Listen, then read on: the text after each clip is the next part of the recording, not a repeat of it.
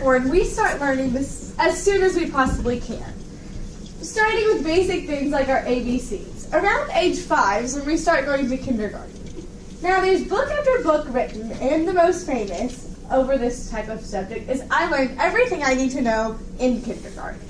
Today I'm going to challenge that idea, though, with I Learned Everything I Need to Know from Hollywood.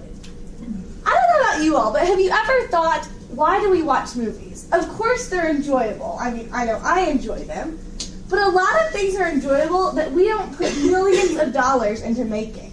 In fact, the highest estimated movie budget, this is what my note card's for, is $4,589,000,000. That's crazy that someone's willing to pay that for what, 2.5 hours? So on a personal level, if we take that even farther, you can hardly find a movie theater today where you pay less than $8 for a ticket. I don't know about you all, but I don't go to the movies alone. So now $8 becomes $16, and you can't watch a movie without buying a snack. We're out now up to $30 for our quiet evening that we thought would be, just watching a movie. So not only do we spend plenty of time watching movies, but we are spending money watching movies, we also spend a lot of time. The average person watches 240 movies in their lifetime, which 240 movies in a year, their average lifetime being 60 years, meaning that in 60 years you watch 14,400 movies. Wow, right? That equaling 120 minutes, 1,728,000 minutes, 28,800 hours of movie watching. And here's the big one. You spend 3 years and 2 days of your life watching movies. That's a long time. Now, do we really want to commit that much time to watching something happen on the screen? I mean, we watch movies and not just enjoy them, but become obsessed with them, right? Not just the movie, but the people portraying the movies.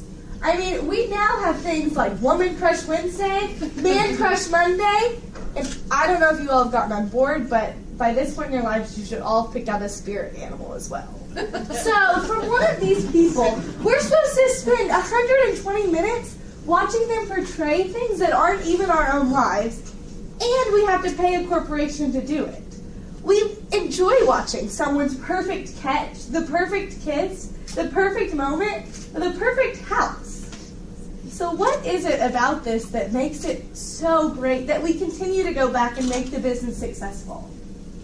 I've come to the conclusion that we learn from these things. Movies give us quotes, and from quotes we learn experiences. We are taught things, and we reference these every day without even realizing that we are. For example, B-E-A, beautiful. That would in fact be exactly how I learned how to spell that word, not ever knowing it was from Bruce Almighty. This is my 3-year-old self. And at 3 years old, I decided that my favorite movie at this time and today was A League of Their Own. Now, I'm not exactly sure what about Tom Hanks, Rosie O'Donnell's humor, or women empowerment struck 3-year-old Chandler, but it did. I was hooked and could watch it anywhere, anytime. Now, I can thank my parents for this, for ignoring the actual rating, which was a lot older than 3-year-old, more like PG-13, and looking much closer in the actual benefits of what I would be receiving from this movie. I was learning things without ever realizing it. That from watching this movie, I was given some of the best advice I still follow. If it wasn't hard, everyone would do it. The hard is what makes it great. From age 3 till now, I can still quote that. And just like my parents wanted, it's something I continually think about. By the time I was 4, I realized that if something wasn't hard, it probably wasn't worth my time. And the fact that it was hard is what made it enjoyable for me.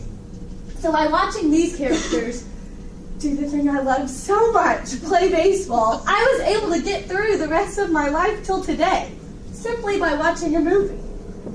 Next, I can thank Gary Bertier for telling me that just because something happens in our life that's unexpected or painful doesn't mean we should give up. I'm hurt. I ain't dead. Thanks to Gary, we know that a bump in the road isn't always the end. He teaches us perseverance as well as the fact that if you have other people behind you, you continue to do well. So for Remember the Titans, it was giving me a motivation. Another benefit for my parents, who had a very strict no-quitting policy, they loved that they could turn to this movie and say, now Chandler, if Gary didn't quit, neither will you. Last lesson, but definitely not the least, came from E.T., Phone Home. Continually reminding me that no matter where I am or who I'm with, I always can call my parents. Even if it meant I was out later than curfew or was somewhere I wasn't supposed to be and surrounded by people who may not be exactly like me, there was a place I could return to. And that place was home, always just a phone call away. So for movies like these, I wasn't escaping the rest of the world. In fact, I was getting closer to my family every time we sat down and watched them together. My family. And through this, we learned things together and became a larger group and were able to learn not always through instruction, but from experience and me memorizing lines and thinking that was absolutely the most important thing for me to do was to quote a movie from beginning to end. So, I challenge all of you to next time you think about your favorite movie, not just think about the new blockbuster film that you spent at least $8 to go see, probably $30 though, and instead think about the movies you can put in at any point during the day, always can quote, and are willing to watch it with any group of friends.